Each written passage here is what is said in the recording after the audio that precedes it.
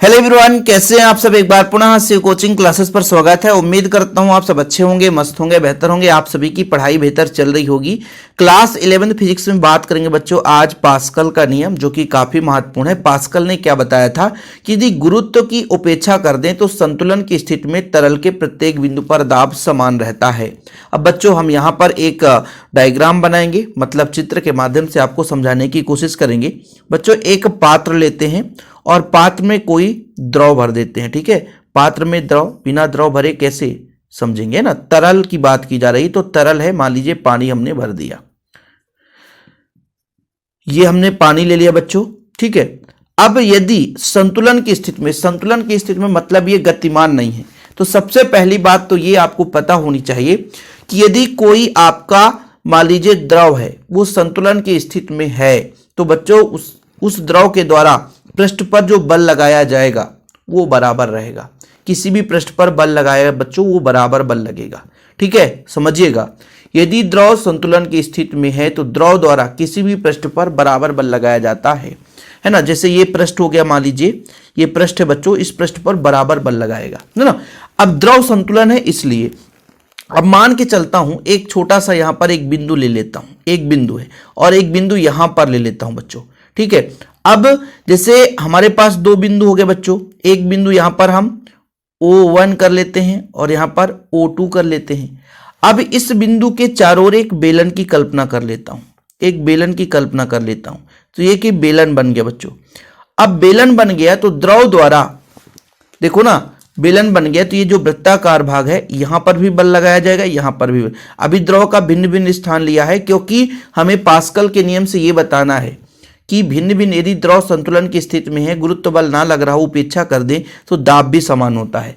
तो पास्कल के नियम को सिद्ध करने के लिए ये हमें पता होना चाहिए, क्या पता होना चाहिए कि यदि द्रव संतुलन की स्थिति में है तो बच्चों किसी भी पृष्ठ पर लगाया गया बल समान होता है। हमने कहा कि माना एक पात्र में द्रव भरा है, उसमें दो बिंदु हम ले लेते हैं, एक O1 और एक O2 बच्चों, और इसके अक्ष के परितः एक बेलन की हम कल्पना कर लेते हैं। अब जब बेलन की कल्पना कर लेते हैं बच्चों, तो यहां पर जो बल लगेगा, मान के चलता हूं द्रव द्वारा F1 बल लग रहा बच्चों, और इस पर जो बल लगेगा द्रव द्वारा F2 बल लग रहा है। लगेगा कि नहीं लगेगा? और एरिया समान है, मान के चलते हैं इसका जो एरिया है बच्चों ये भी समान है और ये भी एरिया समान है। एरिया समान है, दोनों का एरिया समान है। ये देखो, ये जो वृत्ताकार भाग है बच्चों, उसकी एरिया की बात की जा रही है, समान है। तब मैं आपसे कह दूं कि भाई जो दाब होता है, जैसे यहां पर दाब की मैं बात करूं कि इसके लिए F2 के लिए जो दाब होगा बच्चों, वो एक निश्चित क्षेत्रफल पर लगने वाला बल होगा बच्चों।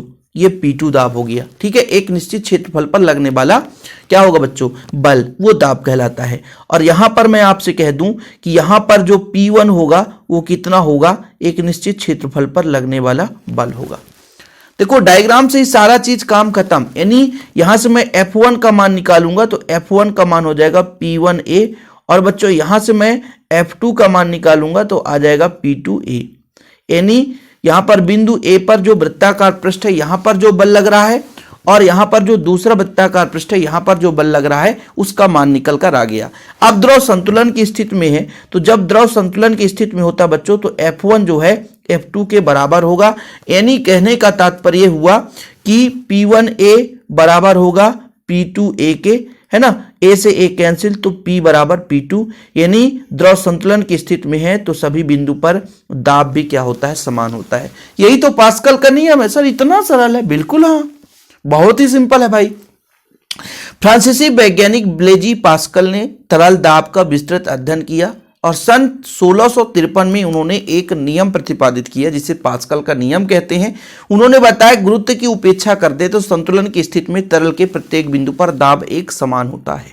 अर्थात बंद द्रव के किसी भी भाग पर आरोपित दाब द्रव द्वारा सभी दिशाओं में समान रूप से उसी परिमाण में संचरित हो जाता है। ठीक है बच्चों, यहां पर एक डायग्राम बना हुआ है कि माना एक पात्र है जिसमें द्रव भरा हुआ है, O1 और O2 बच्चों दो बिंदु हैं। O1 और O2 अक्ष के लंब वृत्तीय बेलन की हम कल्पना कर लेते हैं, जिसके आपके दो वृत्तीय फलक होते हैं बच्चों, O1 और O2, है ना। बिल्कुल सिमिलर है ना, जो हमने भी समझाया वही चीज। अब आपको बोला कि O1 पर मान लीजिए लगने वाला बल F1 है, तब इस पर दाब कितना होगा बच्चों, दाब कितना होगा, P1 बराबर बल बटा क्षेत्रफल F1 बटा ए, दाब बराबर ये होता है F1 बटा ए। ठीक है बच्चों, इसी तरीके से जहां ए बेलन के वृत्तीय फलन का क्षेत्रफल है, O2 केंद्र वाले वृत्तीय फलक पर जो दाब लगेगा बच्चों P2 बराबर F2 बटा ए, तो यहां से F2 का मान आ जाएगा। द्रव संतुलन की स्थिति में तो F1 और F2 दोनों क्या होंगे, बराबर होंगे, तो P1A बराबर P2A, ए से कट जाएगा बच्चों, तो P1 बराबर P2 हो जाएगा।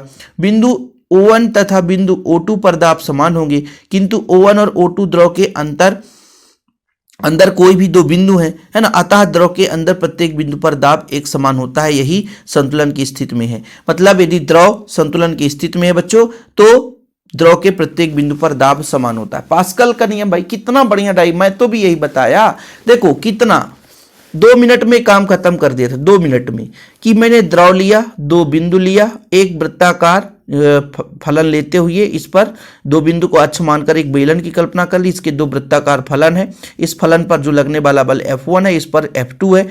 द्रव संतुलन की स्थिति में बच्चों तो दाब हो जाएगा बल बटा क्षेत्रफल, दाब हो जाएगा बल बटा क्षेत्रफल, जहां ए इसके वृत्तीय भाग का क्षेत्रफल है, तो F1 का मान आ गया, F2 का मान आ गया। संतुलन की स्थिति में दोनों समान है बच्चों, तो हमने समान कर दिया, तो ए से ये कट गया, तो आपका P1 बराबर P2 आ गया।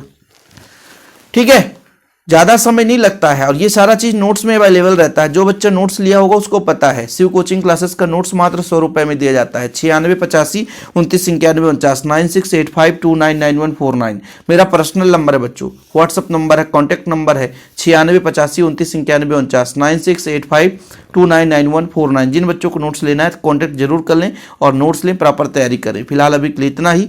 जय हिंद, वंदे मातरम। ठीक है, और स्क्रीनशॉट लेना होगा तो मैंने आपको दे ही दिया है समय पहले ही, जिन बच्चों को स्क्रीनशॉट लेना है तो ले ले भाई, है ना। बाकी नोट्स मात्र 100 रुपये लगते हैं, जिसमें से एक कॉपी नहीं मिलती भाई, उतने में हम पूरा ऑल चैप्टर के नोट्स आपको प्रोवाइड करते हैं, तो आप लोगों को लेना जरूरी है यदि प्रॉपर तैयारी करना है तो। ओके, जय हिंद, वंदे मातरम।